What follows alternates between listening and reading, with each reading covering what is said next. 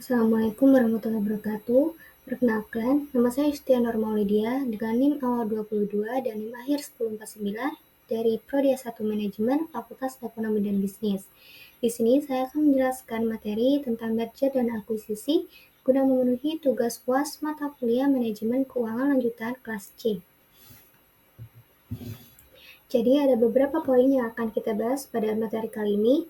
Yang pertama adalah latar belakang, kedua ada definisi, ketiga ada tujuan dan sebab terjadinya, yang keempat ada jenis-jenis, dan yang terakhir ada pendanaan.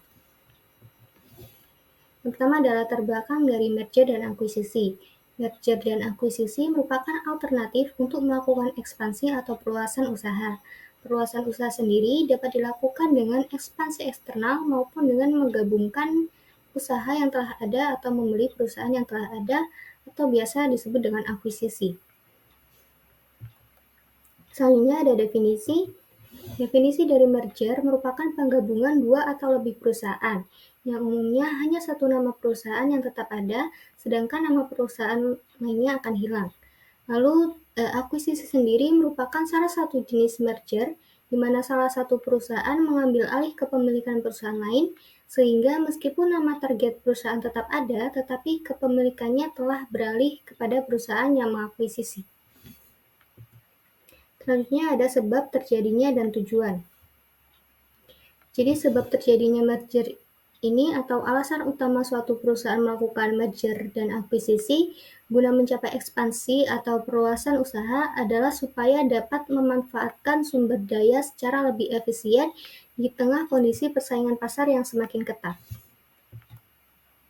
Jadi karena semakin ketatnya persaingan di pasar, maka akan mengakibatkan semakin sempitnya kesempatan di pasar pula. Tujuan merger dan akuisisi ini terdapat 4 tujuan. Yang pertama ada economies of scale,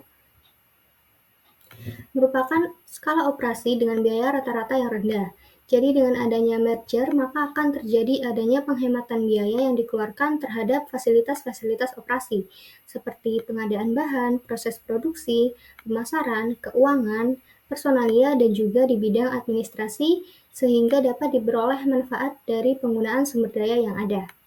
Lalu yang kedua ada penghematan pajak, yaitu dengan penggabungan perusahaan lain yang memperoleh laba agar pajak yang dibayarkan oleh perusahaan yang profitable atau perusahaan yang lebih menguntungkan ini dapat lebih kecil. Lalu yang ketiga ada memperbaiki manajemen. Jadi perusahaan dapat mempertahankan karyawan pada tingkat yang benar-benar diperlukan serta efisiensi dan produktivitas karyawan tersebut itu mumpuni, sehingga kemakmuran para pemegang saham dapat lebih ditingkatkan. Yang terakhir ada diversifikasi usaha. Jadi dengan adanya penggabungan perusahaan yang berbeda usaha, maka akan dimiliki bermacam-macam jenis usaha yang lebih besar tanpa harus melakukannya dari awal. Dengan begitu, resiko yang dihadapi akan lebih kecil atas suatu saham akan dapat dikompensasi oleh saham yang lain atau saham yang lebih besar. Selanjutnya ada jenis-jenis merger dan akuisisi. Pertama, jenis-jenis berdasarkan cara perluasan. Yang pertama ada horizontal atau jenis bisnis yang sama, yaitu penggabungan dari dua perusahaan atau lebih yang berada dalam satu industri yang sama. Dan kedua perusahaan atau lebih ini sebelum melakukan merger, merupakan perusahaan yang saling bersaing dalam industri yang sama tersebut. Merger horizontal ini bertujuan meningkatkan efisiensi dengan cara pemasaran dan distribusi, research dan development, penggabungan aktivitas produksi dan fasilitas administrasi, serta mengurangi persaingan pada industri yang sama. Efek yang didapat dari merger horizontal ini adalah semakin terkonsentrasinya struktur pasar di industri tersebut. Contohnya itu seperti perusahaan penerbangan Garuda yang bergabung dengan perusahaan penerbangan Citylink. Lalu yang kedua ada vertikal atau keterkaitan antara input dan output, yaitu merger antara perusahaan-perusahaan yang bergerak pada tahap-tahap proses operasi dan produksi.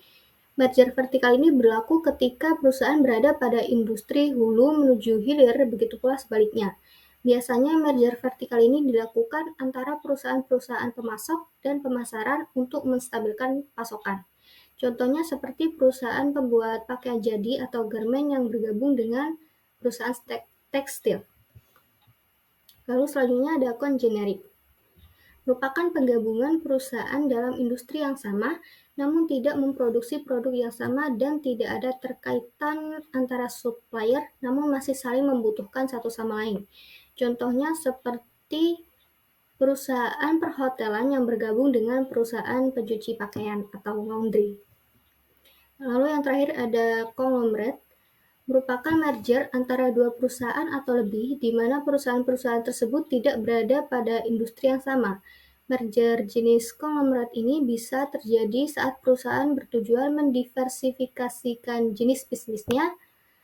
Diversifikasi bisnis ini dilakukan dengan memasuki bisnis baru yang berbeda dengan bisnis awal perusahaan. Contohnya seperti perusahaan pengeboran minyak yang bergabung dengan perusahaan industri alat rumah tangga atau perusahaan real estate.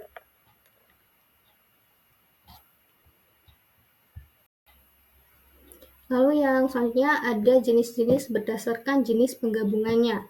Dibagi menjadi dua, yang pertama berdasarkan akuisisi saham. Terjadi apabila perusahaan yang mengakuisisi membeli sebagian besar saham perusahaan yang menjadi target akuisisi. Akuisisi saham ini dapat dilakukan melalui dua cara. Yang pertama ada friendly merger, yakni ketika kedua belah pihak manajemen berunding bersama dan hasil perundingan tersebut yang menyangkut harga wajar, pembayaran atau pembayaran akuisisi dan lain-lain, ini akan diusulkan ke para pemilik perusahaan.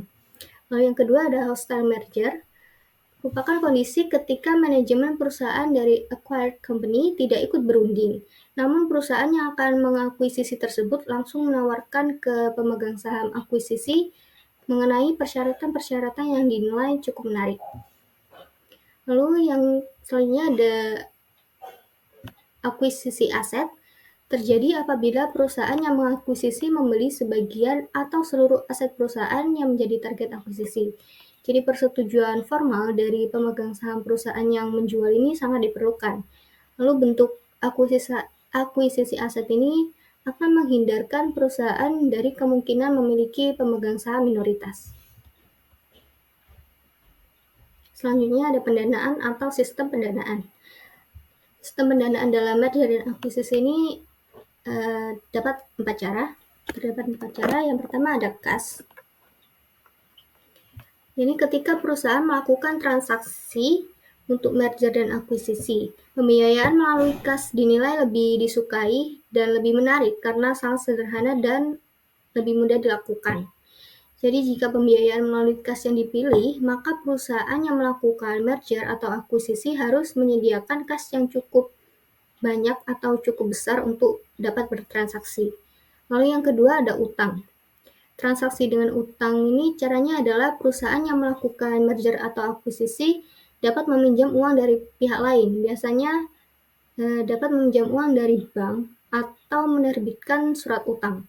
Lalu yang ketiga ada saham. Jadi transaksi dengan saham ini merupakan cara lain yang dapat dilakukan perusahaan yang melakukan merger atau akuisisi jika perusahaan tersebut tidak ingin membayar melalui dua cara sebelumnya, kas atau utang. Lalu yang terakhir ada kombinasi. Kombinasi ini kombinasi dari kas, saham, dan utang. Jadi cara kombinasi ini adalah cara lain yang dilakukan jika dalam pembayarannya membutuhkan lebih dari satu metode. Contohnya ini seperti pada tahun 1992, Indosemen yang mengakuisisi Bogasari, dalam pembiayaannya Indosemen ini menggunakan kombinasi modal sendiri atau kas, lalu pinjaman dari Bank BCA dan sisanya menggunakan surat sanggup bayar. Baik, sekian penjelasan materi dari saya. Mohon maaf bila ada salah kata atau kekurangan dalam penjelasan saya kali ini. Terima kasih. Assalamualaikum warahmatullahi wabarakatuh.